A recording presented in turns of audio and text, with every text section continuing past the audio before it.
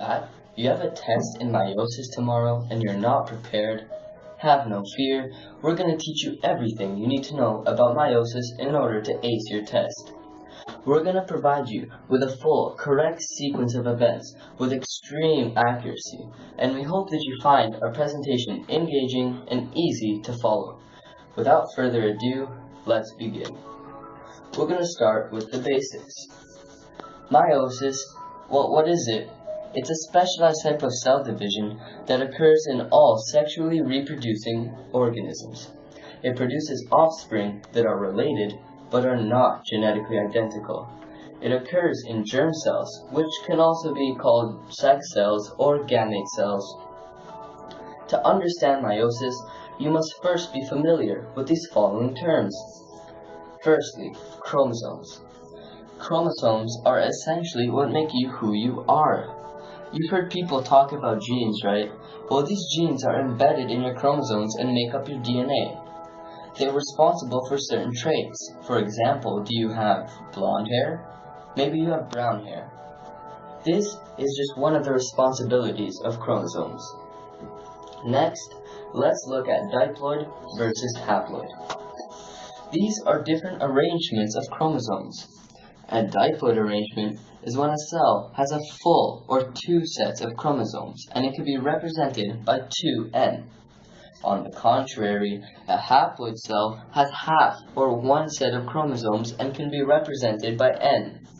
Remember, di means two, ha means one. So if you hear diploid, know that there are two sets of chromosomes, and if you hear haploid, know that there are only one set of chromosomes.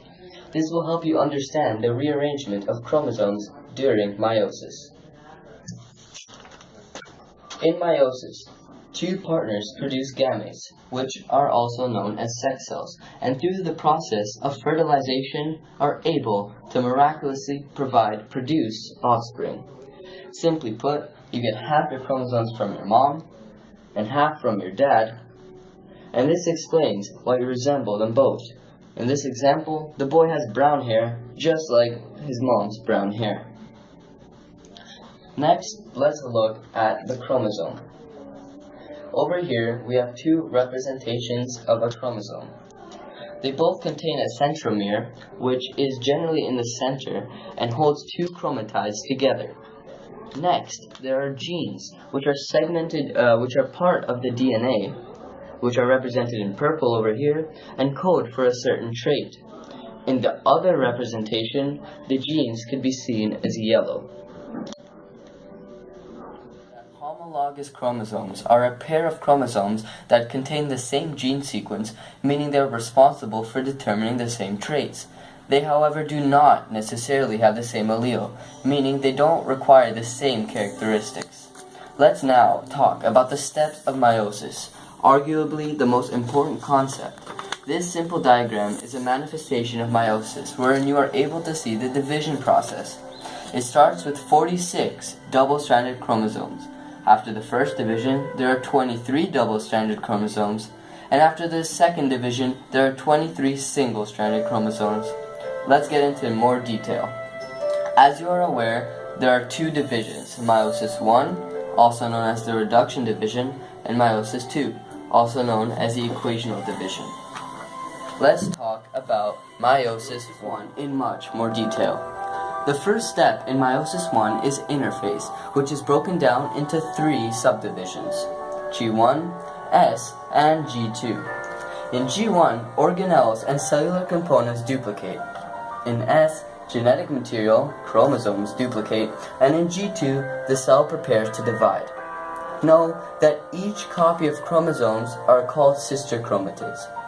Next in meiosis 1 is early prophase. In early prophase, the nuclear envelope dissolves. Also, there are new spindle fibers that are being formed. And centrioles, which we discussed previously, move towards opposite poles of the cell in preparation for division. Late prophase is very important in that synapsis occurs.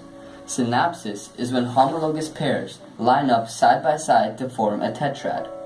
Chromatids will cross over to exchange genetic information. This can be seen in our diagram wherein the red and blue have switched. This crossing over produces variability, but we will talk more about this in a few minutes. Next in meiosis 1 is metaphase. During metaphase, homologous pairs, tetrads, align along the equator of the cell, and the spindle fibers that were formed earlier attach to the pair of the sister chromatids. The next phase, anaphase, is when the chromosomes actually move to opposite poles in the cell, but they do remain attached to their centromeres. Telophase, the next phase, is when the two nuclear envelopes assemble. They reassemble, and there's two because now there are two cells about to be formed, and also includes cytokinesis, wherein the actual cytoplasm of the cells divide to form the end result in meiosis 1, 2 haploid cells. The recap of meiosis 1 in order is interphase, which consists of G1, S, and G2, early prophase, late prophase, metaphase, anaphase, telophase, and cytokinesis. This is meiosis 1. About meiosis 2 in more detail. Meiosis 2 is similar to meiosis 1, but there are some differences. Predominantly, there is no interphase. Instead, the first phase is prophase 2. In prophase 2, nuclear envelope dissolves, spindle fibers form, and centrioles move towards poles. No crossing over occurs in prophase 2, only prophase 1. Next, in metaphase, chromosomes align along the equator of the cell, and spindle fibers attach to the centromeres of sister chromatids. The next phase, anaphase 2, spindle fibers contract and pull sister chromatids apart. The next phase, telophase 2, nuclear envelope reassembles around 4 cells. Chromosomes uncoil and become chromatin, spindle fibers disappear, and lastly, cytokinesis does its job by dividing the cytoplasm into two meiosis 2, all of the diagrams that we have shown must be doubled, containing one set of chromosome gametes. They are genetically not identical. This is the result of meiosis.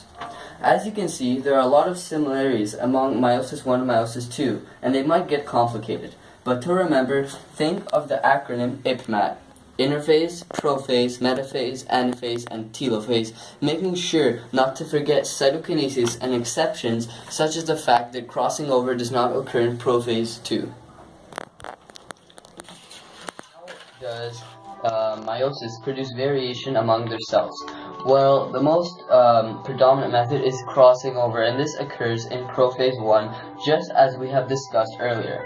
So, as you can see, there are 2 chromosomes, one from the mom and one from the dad, and as they come together, they exchange genetic information so that when they divide, there is a genetic copy of the mom's chromosome in the dad and vice versa. This produces a lot of variation, but there is another way that meiosis produces variation, and this is through a process known as random assortment. Chromosomes received by a gamete is random. There are 23 pairs of chromosomes in the human body, so if you work out the math, there are over 70 trillion combinations of chromosome alignment in the human body. Wow, you really are one in a million.